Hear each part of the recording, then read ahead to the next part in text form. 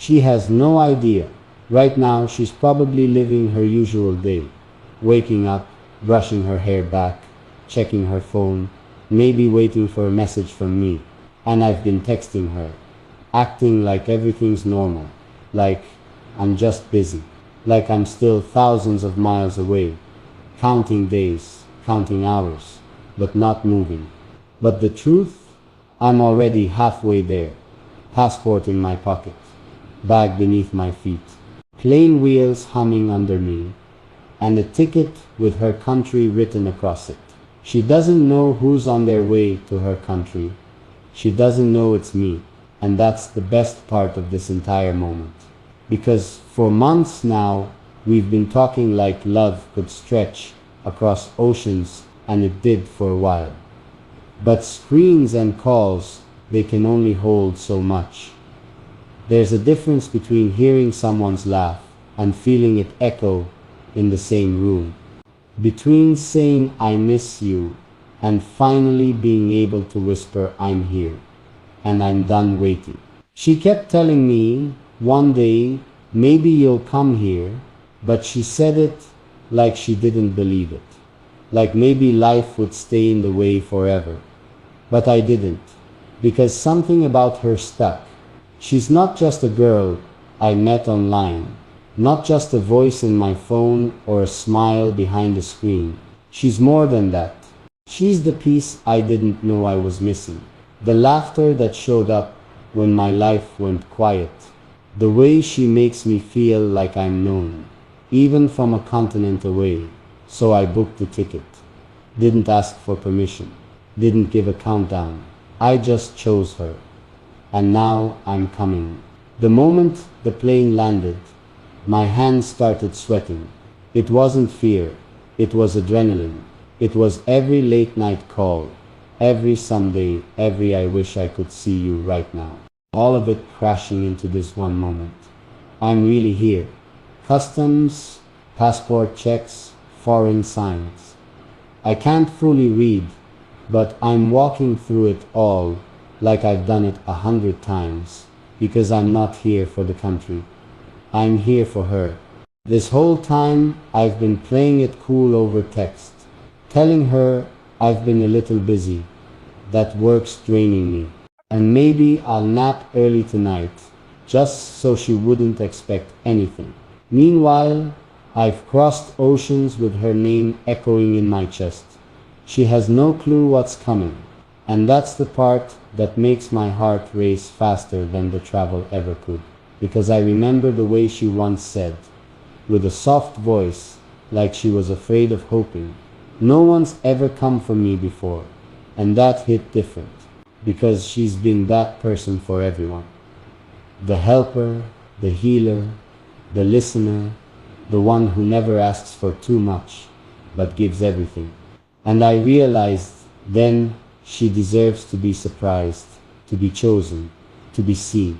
Not just through a screen, not just in words, but in real time, with footsteps walking straight to her door. So right now, I'm standing outside this airport, phone in my hand, her name glowing on the screen. I could call, could text, but no, not yet. Because the moment she sees me, when her eyes lift and realize it's not a dream, that's the moment I came for. I've never checked my reflection this many times in one day. Every car window, every glass door I pass, making sure I still look like me, the version of me she's used to seeing through a camera lens, but now real close. And yet, nothing could prepare me for this feeling. Walking streets I've only seen through her photos. The corner she always passes on her way to the market. The small bakery she once said makes the softest bread. The lamppost where she snapped that blurry picture of the sunset. I'm inside her world now, and she still has no idea. I rented a place not far from hers. Didn't want to show up at her door too suddenly. I needed to settle my nerves first. Make sure when I see her, I'm not shaking so much I forget how to speak. And it's wild how close I am now. Just a few blocks, one walk away from the girl who's lived in my screen for so long, that even now part of me wonders, will she believe it's really me when I show up? Because this isn't like the movies. There's no dramatic background music, no slow motion turn as she runs into my arms. It'll be real, raw, maybe awkward, and I'm okay with all of it. Because I didn't fly here for a perfect moment. I flew here to make a true one. She once said, I just want someone to choose me without needing a special occasion. So that's what I'm doing. No birthdays, no holidays, no announcements, just a quiet knock, a deep breath, and me finally standing on her doorstep, ready to turn a story we've only told through words into something we can feel. My feet froze at the edge of her street. I could see her building now, same place I've seen in the background of our video calls. The faint blue door with the little crack in the corner. The windows she once leaned out of just to show me the rain falling in her city. Not on a screen, not in her inbox, but on the sidewalk, heart thudding louder than any traffic passing by. I don't know what I expected to feel. Some wave of calm, some movie moment where everything clicks. But all I feel is real. This is no longer a fantasy, no longer a dream. I replay in my head at night before sleep takes over. I am about to knock on her door, and she still doesn't know.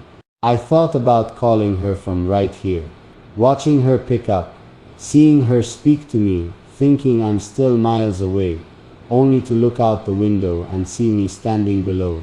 But something in me whispered, no, let this be face to face. Let this be honest. So I walked one slow step at a time, each one heavier than the last, not from regret, but from the weight of what this moment really means. Because she doesn't just expect love, she's been waiting for it, waiting in silence, waiting with patience that most people wouldn't keep offering. And she's told me softly, in between conversations, I've been let down a lot. I don't expect people to actually show up anymore. But I'm here, right here. I stood in front of her door, took one last breath, closed my eyes, and knocked 3 soft taps. Then nothing, just the hum of the street, the wind, my heartbeat. And then I heard footsteps, slow, unsure. And before she even pulled it open, I whispered to myself, let her feel everything I couldn't say through a screen. The door opened slowly. First, just a sliver. Her hand on the knob, her eyes peeking through, expecting maybe a neighbor, a package, anything but me.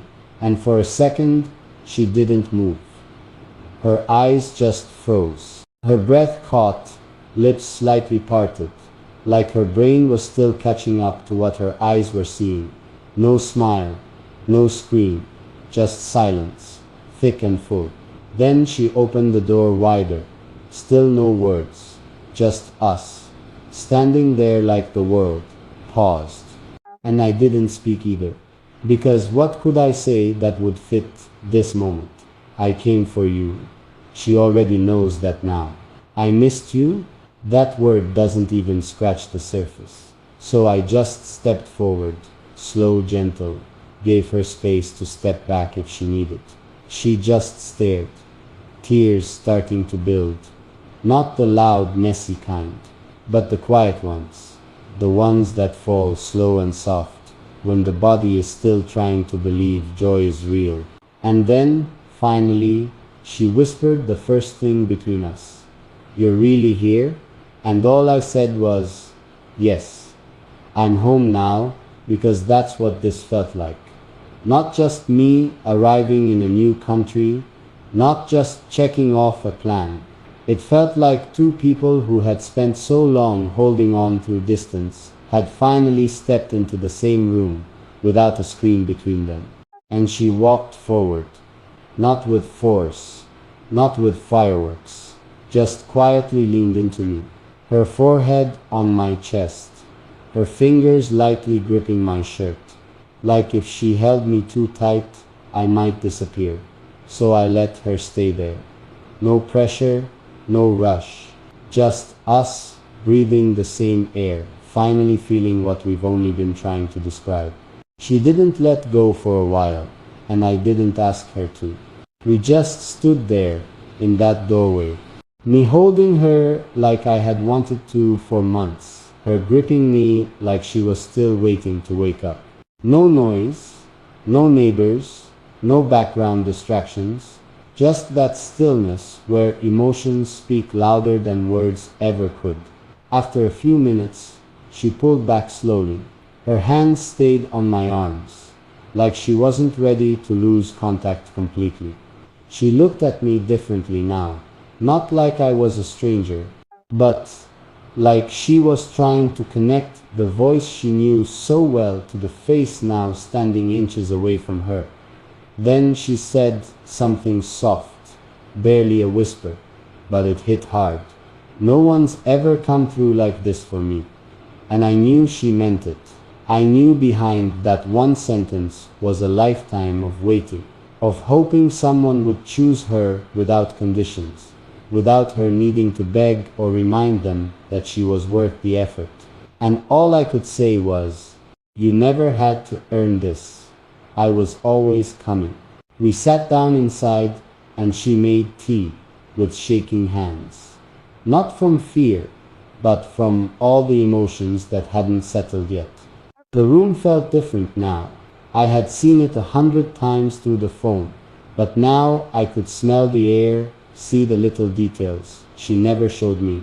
Photos on the shelf, books stacked in the corner, a blanket folded in the shape of the last time she held it.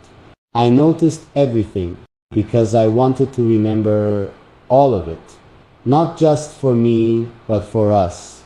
And as she handed me the tea, she looked at me with a mix of joy and disbelief and said, "So what now?"